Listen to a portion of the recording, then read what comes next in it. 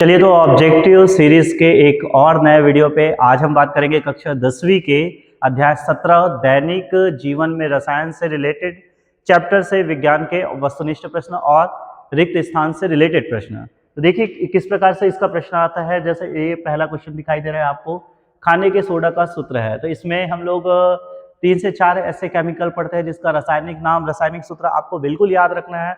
2026 में ऐसे ही क्वेश्चन पूछे जा सकते हैं इस अध्याय से। देखिए खाने के सोडा का सूत्र है, तो खाने का सोडा का सूत्र है क्या, तो आपको याद रखना है खाने का सोडा सोडियम हाइड्रोजन कार्बोनेट या सोडियम बाइकार्बोनेट भी कहा जाता है। तो ये इसका सही उत्तर है। क्वेश्चन पहले का खाने का सोडा का सूत्र है, आपको याद रख लेना।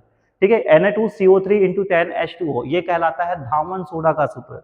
ठीक है, ये सोडियम बाइसल्फेट है, ये सोडियम कार्बोनेट है, तो सोडियम बाइकार्बोनेट खाने का सोडा सूत्र है। ठीक है, चलिए और बात करते हैं आगे। क्वेश्चन रासायनिक पदार्थ है जो जल को रोगाणु मुक्त करने के लिए प्रयुक्त किया जाता है। तो मैंने इस चैप्टर के वीडियो में आपको समझाया है, क्लासेस में आपको समझाया है कि इसमें कौन सा टॉपिक का उपयोग कैसे कैसे किया जाता है। तो इसमें याद रखना कि जल को रोगाणु मुक्त करने के लिए CaOCl2 कैल्शियम ऑक्सीक्लोराइड जिसको बोला जाता है क्या, विरंजक चूर्ण, तो विरंजक चूर्ण का प्रयोग किया जाता है। तो ये याद में रखना, जल को रोगाणु मुक्त के लिए यदि आपको पूछा जाए तो CaOCl2 कैल्शियम ऑक्सीक्लोराइड। ठीक है, 3-4 बार रिपीट हो चुका है ये क्वेश्चन। चलिए बात करते हैं अगला क्वेश्चन। प्लास्टर ऑफ पेरिस कठोर हो जाता है। तो प्लास्टर ऑफ पेरिस जो होता है कैल्शियम सल्फेट हेमीहाइड्रेट होता है, और जब ये पानी अवशोषित करता है तो ये बन जाता है कठोर होकर जिप्सम बन जाता है। तो प्लास्टर ऑफ पेरिस पानी अवशोषित करके कठोर हो जाता है। तो ये याद रखना कि इसका सही उत्तर पानी अवशोषित करके कठोर हो जाता है, क्योंकि ये बना देता है क्या, जिप्सम। चलिए साबुन अधिक झाग उत्पन्न करता है। तो साबुन जो है सभी जल में झाग उत्पन्न करता है, लेकिन याद रखना कि मृदु जल में जल्दी और अधिक झाग देता है। ठीक है, मृदु जल और कठोर जल, जल को 2 प्रकार से डिवाइड किया गया है। तो मृदु जल में साबुन जो है वो अधिक और जल्दी झाग देता है। ठीक है, तो इसको याद रखना। चलिए यहाँ पे क्वेश्चन नेक्स्ट आते हैं, कांच है। तो कांच को, वैसे तो कांच दिखाई ठोस रहता है, लेकिन इसको कहा जाता है हिम शीतलित द्रव, क्योंकि ये इसमें बहने की क्वालिटी रहती है, इस वजह से इसको कहा जाता है क्या, हिम शीतलित द्रव या अति शीतलित द्रव बोला जाता है। तो कांच को कहा जाता है क्या, हिम शीतलित या अति शीतलित द्रव। ठीक है, चलिए और आगे बढ़ते हैं। क्वेश्चन नंबर 6वां, जल का घनत्व 4 डिग्री सेल्सियस पर होता है। अब देखिए यहाँ पे आपको मात्रक याद रखना है, सभी में एक एक दिया गया है, 1 किलोग्राम प्रति ml, 1 ग्राम प्रति लीटर या 1 ग्राम प्रति ml। तो याद रखना घनत्व जो होता है वो 1 ग्राम प्रति ml होता है। जल का जो घनत्व है 4 डिग्री सेल्सियस पर 1 ग्राम प्रति ml होता है, ये आपको याद रखना है। चलिए क्वेश्चन नंबर 7वां, सार्वत्रिक विलायक कहलाता है। विलायक जो दूसरे को घोल दे, तो याद रखना जल जो है वो अधिकतर चीजों को घोलने का काम करता है। तो सार्वत्रिक विलायक कहलाता है क्या, जल, क्योंकि ये सभी को अच्छी प्रकार से घोल सकता है, इस वजह से सार्वत्रिक विलायक कहा जाता है किसको, जल को। अगला क्वेश्चन आपको याद रखना है कि मनुष्य के शरीर में जल की लगभग मात्रा होती है। तो मनुष्य के शरीर में जल की जो मात्रा होती है वो 70% है। तो ये आपको याद रखना है कि मनुष्य के शरीर में जल की मात्रा कितनी होती है, तो 70%, इसको आपको याद रखना है। आगे बढ़ते हैं अगले क्वेश्चन में। क्वेश्चन नंबर 9वां, जल की अस्थायी कठोरता दूर किया जाता है। तो जल में 2 प्रकार से कठोरता होता है, एक होता है स्थायी, एक होता है अस्थायी। तो अस्थायी कठोरता जो होता है वो जल को उबाल कर ही दूर किया जा सकता है। तो जल को उबालने से जल की अस्थायी कठोरता दूर हो जाती है। तो आपको ये क्वेश्चन याद रखना है। चलिए क्वेश्चन नंबर 10वां, धावन सोडा का सूत्र है। तो मैंने आपको इसको पहले ही क्वेश्चन में बता दिया था कि धावन सोडा का सूत्र होता है क्या, सोडियम कार्बोनेट इंटू डेकाहाइड्रेट बोल सकते हैं, Na2CO3 × 10H2 ये धावन सोडा का सूत्र होता है। और NaSCO3 ये कहलाता है क्या तुम्हारा, खाने का सोडा। ठीक है, तो धावन सोडा का सूत्र होता है Na2CO3 × 10H2O। चलिए और आगे बढ़ते हैं। तो ये 10 ऑब्जेक्टिव क्वेश्चन आपको अच्छी तरह से याद रखना है इस चैप्टर से। और अब हम बात करेंगे रिक्त स्थान से रिलेटेड इस चैप्टर से कैसे क्वेश्चन आ सकते हैं।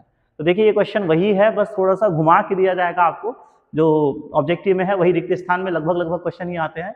तो देखो जल सर्वाधिक पदार्थों को घोल सकता है, इसलिए कहा जाता है इसको, तो मैंने बताया था अभी हम लोग पढ़े थे, इसको कहा जाता है क्या, सार्वत्रिक विलायक। ठीक है, जल जो है वो क्या कहलाता है, सार्वत्रिक विलायक, इसको अच्छे से याद रखना। प्लास्टर ऑफ पेरिस पानी से क्रिया कर कठोर हो जाता है और क्या बनाता है, तो ये याद रखना क्या, प्लास्टर ऑफ पेरिस जो है वो पानी से कठोर होकर क्या बनाता है, जिप्सम बनाता है। ठीक है, खालिस्तान मुख्य रूप से कैल्शियम के सिलिकेट और एल्यूमिनियम के मिश्रण होते हैं। तो इसमें आपको याद रखना सीमेंट। ठीक है, सीमेंट जो होता है वो कैल्शियम का सिलिकेट होता है और एल्यूमिनियम का मिश्रण होता है जो जल के संपर्क में आने पर क्या हो जाता है, कठोर हो जाता है। तो सीमेंट को जैसे ही पानी में मिलाते हैं तो सीमेंट क्या हो जाता है, कठोर हो जाता है। ठीक है, तो सीमेंट जो होता है वो कैल्शियम का सिलिकेट या एल्यूमिनियम का मिश्रण होता है। साबुन लंबी श्रृंखला वाले कार्बोक्सिक अम्ल का, अब इसमें याद रखना कि साबुन लंबी श्रृंखला वाले कार्बोक्सिक का या तो सोडियम या तो पोटेशियम लवण होते हैं। तो सोडियम या पोटेशियम लवण होते हैं, इसको अच्छे से याद रखना कि साबुन लंबी कार्बन श्रृंखला वाले कार्बोक्सिक अम्ल के सोडियम या फिर पोटेशियम अम्ल होते हैं। ठीक है, पोटेशियम लवण होते हैं। चलिए और आगे क्वेश्चन बढ़ते हैं। कांच खालिस्तान का मिश्रण है और इसका कोई निश्चित संगठन और रासायनिक सूत्र नहीं होता। तो कांच याद रखना धातु सिलिकेट या धात्विक सिलिकेट। ठीक है, धातु सिलिकेट या धात्विक सिलिकेट का मिश्रण है जिसका कोई निश्चित संगठन या रासायनिक सूत्र नहीं होगा। ठीक है, तो इसको आपको अच्छे से याद रखना है। बात करते हैं क्वेश्चन छठवां का। साबुन उच्च वसीय अम्लों का खालिस्तान लवण होता है। तो मैंने फिर ये बता दिया कि सोडियम या फिर पोटेशियम लवण होता है। तो साबुन उच्च वसीय अम्लों का क्या होता है, सोडियम या फिर पोटेशियम लवण। ठीक है, विरंजक चूर्ण, तो जो हम क्वेश्चन नंबर दूसरा पढ़े थे कि जल को रोगाणुमुक्त के लिए प्रयोग करते हैं तो वो कहलाता है क्या, विरंजक चूर्ण। तो विरंजक चूर्ण का सूत्र होता है कैल्शियम ऑक्सीक्लोराइड CaOCl2। ठीक है, प्लास्टर ऑफ पेरिस का रासायनिक सूत्र क्या है। तो प्लास्टर ऑफ पेरिस का सूत्र होता है क्या, calcium sulphate into hemihydrate half H2O। ठीक है, प्लास्टर ऑफ पेरिस का रासायनिक सूत्र होता है CaSO4 इंटू हाफ H2O। और यदि यहाँ पे 2H2O रहता तो ये क्या कहलाता है, जिप्सम कहलाता है। ठीक है, तो जिप्सम और प्लास्टर ऑफ पेरिस ये चैप्टर आपको हमारे इस चैनल में मिल जाएंगे। इस चैप्टर का डिटेल वीडियो आपको इस चैनल में मिल जाएंगे। ये है ऑब्जेक्टिव और रिक्त स्थान से रिलेटेड वीडियो। तो वीडियो कंप्लीट देखिए और यदि आपको डिटेल वीडियो चाहिए तो आप हमारे इस चैनल को सब्सक्राइब कर लीजिए ताकि आपको हमारे चैनल में इसके डिटेल वीडियो आपको आसानी से मिल जाए। चलिए बात करते हैं जल की खालिस्तान कठोरता दूर करने के लिए धावन सोडा। तो धावन सोडा का प्रयोग कब करते हैं। ठीक है, तो धावन सोडा का प्रयोग करते हैं जब जल स्थायी कठोर रहे या, ठीक है, जल स्थायी कठोर रहे। ठीक है, जल में अस्थायी कठोरता, जल की धावन सोडा अस्थायी कठोरता से भी दूर हो सकता है। ठीक है, जल में अस्थायी कठोरता कैल्शियम और मैग्नीशियम के। ठीक है, जल में अस्थायी कठोरता कैल्शियम और मैग्नीशियम के। तो जल्दी से मुझे कमेंट करके बताओ, या आप ये चैप्टर पढ़े हैं तो क्या इसमें हाइड्रोजन कार्बोनेट आएगा या फिर सल्फेट आएगा या फिर क्लोराइड। ठीक है, इन तीनों में से कौन सा आएगा, जल्दी से कमेंट करके बताना कि ये A आएगा या फिर ये B आएगा या फिर ये C। मुझे कमेंट करके जरूर बताइए कि जल में अस्थायी कठोरता कैल्शियम या मैग्नीशियम के हाइड्रोजन कार्बोनेट की वजह से होता है या सल्फेट की वजह से होता है या फिर क्लोराइड की वजह से। तो ये रहा हमारा अध्याय 17 दैनिक जीवन में रसायन से रिलेटेड ऑब्जेक्टिव और रिक्त स्थान से संबंधित प्रश्न। तो वीडियो यदि अच्छा लगा, आपको सवाल अच्छे से समझ आया तो कमेंट करके जरूर बताएं और वीडियो को लाइक जरूर कीजिए। और इसी प्रकार से विज्ञान या फिर गणित से जुड़े वीडियो के लिए आप हमारे चैनल को सब्सक्राइब जरूर कीजिए। मिलते हैं अगले वीडियो में।